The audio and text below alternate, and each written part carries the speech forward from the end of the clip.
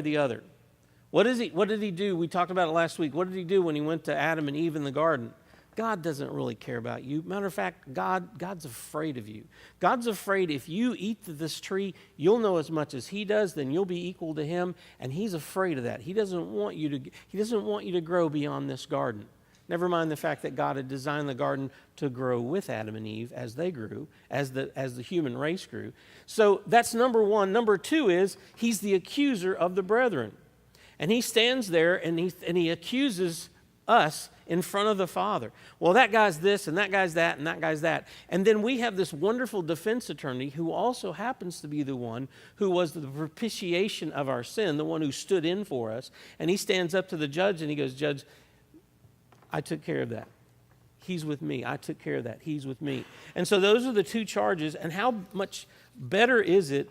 Many of y'all know the Holly Bobo trial ended, and Holly's mom got to face the guy, and I don't even remember his name, but she got to speak straight to him. Okay, those who are here on earth, and we get to watch it too from heaven if we're in heaven or if we're here on earth, whichever of those you're joining in on. I'm hoping to see it from heaven, but we're going to watch that trial played out on earth on a grand scale, and I think that's going to be pretty cool. So God could deal with the devil anywhere, anytime, but he wants to do it in the view of the earth. He wants to do it in view of the thing that Satan seems to attack the most, and that is the world. So here we are in verse 12. For this reason rejoice, O heavens, and you who dwell in them. Woe to the earth and the sea, because the devil has come down to you, having great wrath, knowing that he has only a short time. Okay, now here's one of the reasons that I can speak for my wife on this. Here's one of the reasons Sally and I don't believe that the church is going to be here for the tribulation. How many of y'all, and don't answer with your hands, just answer in your heads. How many of y'all have seen Talladega Nights? Okay, thank you. So Ricky Bobby's dad, awesome father figure. He puts Ricky Bobby, so Ricky Bobby will get back that ferociousness about driving the car. He puts Ricky Bobby in a car with a hungry and riled up cougar because this is going to help him conquer something, okay? Now, if you haven't seen Talladega Nights, please don't go rent it. Oh, Pastor Mike said it's a good movie. Please don't go rent the movie, okay? But think for a minute with me about how good a father is that he would put his son in a locked car with an angry cougar. God is going to take Satan and he's going to throw him down on the earth, and he knows that Satan now is going to take out his wrath on everybody because Satan now knows, okay, the clock is ticking. It's always been ticking, but now I'm down to the last 3.5 years, and this is not good, and he's going to take it out. He's going to take his wrath out on those who are here. I would not do that to my child. I definitely wouldn't do that to my bride. Here, honey.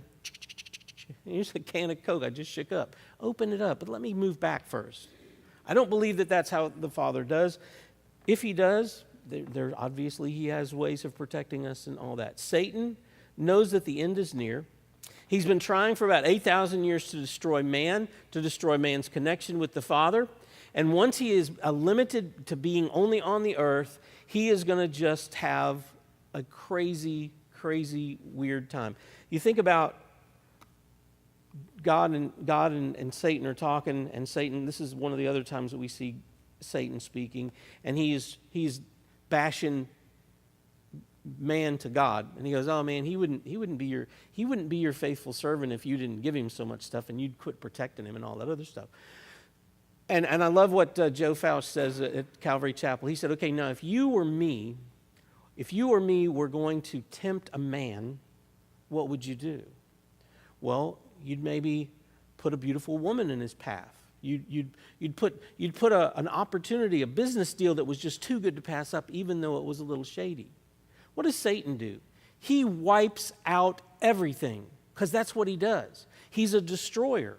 Now, I'm not saying that he doesn't bring temptations in other forms and that look tasty and all this other stuff, but Satan, at his core, is a destroyer. So when he finds out that he's down to the last second, the last few minutes, he is going to come hard against anyone and everyone who reminds him of the Father. And guess what? Every man is created in the image of God. So everybody, even those who follow him, he's going to be brutal to.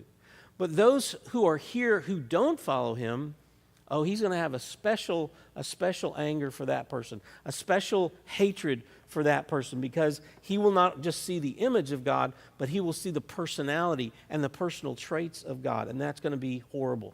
Verse 13. And when the dragon saw that he was thrown down to the earth, he persecuted the woman who gave birth to the male child. Last week we talked about, I believe this is the remnant of Israel. Those who are going to be, all of a sudden, they're going to the scales are going to be lifted because of the testimony of the two witnesses. There are going to be many people who are the Jewish faith who are actually going to accept Jesus as Messiah. She will become a sole focus of Satan's wrath, and it's not God's wrath, it's Satan's wrath. But the two wings of the great eagle were given to the woman, that she would fly away into the wilderness to her place, there where she was nourished for a time and times and a half time from the presence of the serpent. Okay, the eagle in chapter 8 had wings.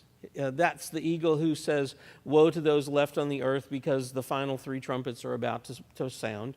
But we also see in Exodus 19, when Israel is being brought out of Israel, they were delivered out of Israel on eagle's wings. In Deuteronomy 32, 11 and 12, they were brought through the wilderness as an eagle would watch over her young. And then in Isaiah 40:31, in their return to Babylon, out of Babylonian captivity, they were mounting up on wings as eagles.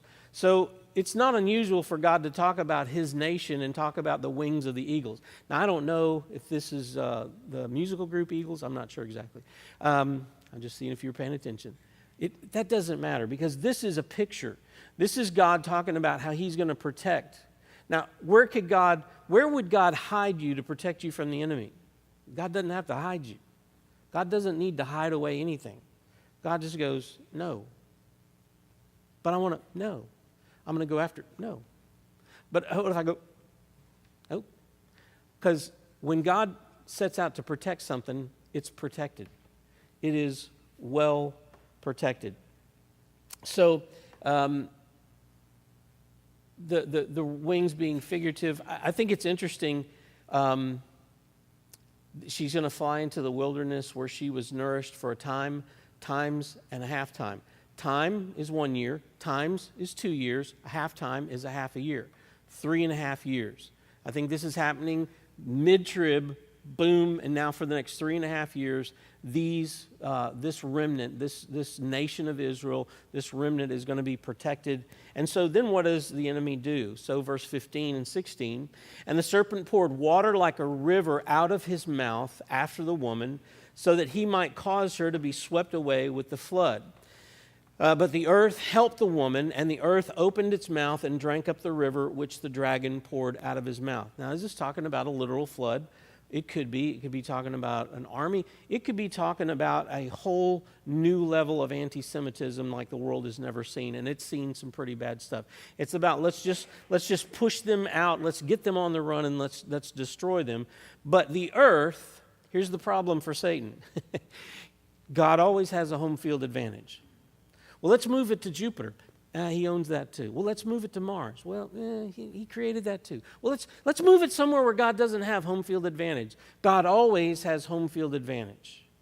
And so God just, whether it's through an earthquake that swallows up an army, whether it's who knows? I mean, God brought over 1 million people through the desert with a cloud and a flame.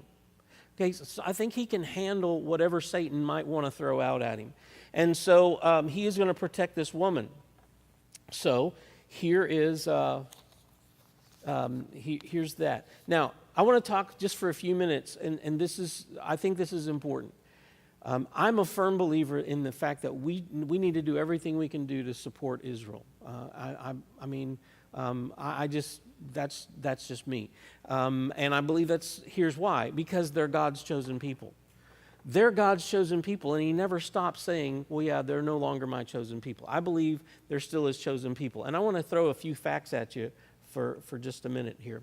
How many of y'all know what that is right there? That picture on the left? Sean? New Jersey. Say that again. Okay, thanks. June, is that New Jersey? New Jersey, thank you. Very good. Okay, good. All right, the thing on the other side, that's Israel. Okay, this is the size of Israel. Okay, now how many of y'all, now I mean, people from New Jersey are fine, we love them and all, but if New Jersey was going to invade Texas, it probably is not going to go very well. I don't know, it'd be a fair fight, but I'm just saying, we're talking about Israel is the size of New Jersey. It's 8,000 square miles. It has very limited resources. But let me tell you some things. In proportion to its population, Israel has the largest number of startup companies in the world. This all comes from USA Today's website about Israel. In absolute terms, Israel has the largest number of startup companies than any other country in the world except the U.S. And we barely beat them. Israel is ranked number 2 in the world for venture capital funds, right behind the U.S. Outside the United States and Canada, Israel has the largest number of NASDAQ-listed companies. Israel has the highest average living standard in the Middle East, and they don't have billions. They were getting like 100 gallons of oil out of the ground, and Saudi Arabia is getting, 380,000 gallons of oil out of the ground. Israel has the highest average living standard in the Middle East. The per capita income in 2000 was 17.5, exceeding that of the United Kingdom. An aerial arsenal of over 250 F-15, F-16. Israel has the largest fleet of aircraft outside the U.S. Israel's $100 billion economy is larger than all its immediate neighbors combined. 24% of Israel's workforce holds university degrees, ranking third in industrialized worlds after the United States and Holland, and 12% hold advanced degrees. In January 2010, Israel received another 800 Ethiopian Jews and another 3,000 approximately due to arrive. Israel is the largest group. They invite more people into their country from outside their country than any other country. That's who they are. Israel has the third highest rate of entrepreneurship, the highest rate among women, and among people over 55. So if you're a woman over 55, go there. Relative to its population, Israel is the largest immigrant-absorbing nation on earth. Immigrants come in search of democracy, religious freedom, and economic opportunity. According to industry officials, Israel's designed the airline industry's most impenetrable flight security. U.S. officials now look to Israel for advice. Israel is the only country in the world that entered the 21st century with a net gain in its number of trees, made more remarkable in the fact that they're in a desert. It goes on and on. They invented voicemail, y'all. The AOL Instant Messenger, which, by the way, our daughter made fun of us. My mom still uses AOL. I think somebody was outside my office the other day, and my computer goes, "You got mail." And I heard somebody laugh. They go, "They still have that?" It's like, yes. It's the same email I've had for 20 years. Okay, what's your point, Mike? Look, they wouldn't have all this stuff if they weren't God's chosen people. Look, they're a little bitty country with relatively in a desert. But here's the thing. They have the Dead Sea there. That's a source of income for them. The Dead Sea anywhere else would just be a tourist attraction. But God allows them to take the Dead Sea and turn that into cash because of the minerals that come out of that. They are God's chosen people. And someday they're going to join us as brothers and sisters in Christ. Many years ago, we were here, and a guy was here, and he was speaking, and he was talking about the prodigal son parable. And he said it in a different way that I've never thought about. So think about this just for a minute. The prodigal son is us, is the Gentile church. And the older brother is the Jew. Now the father goes out and tries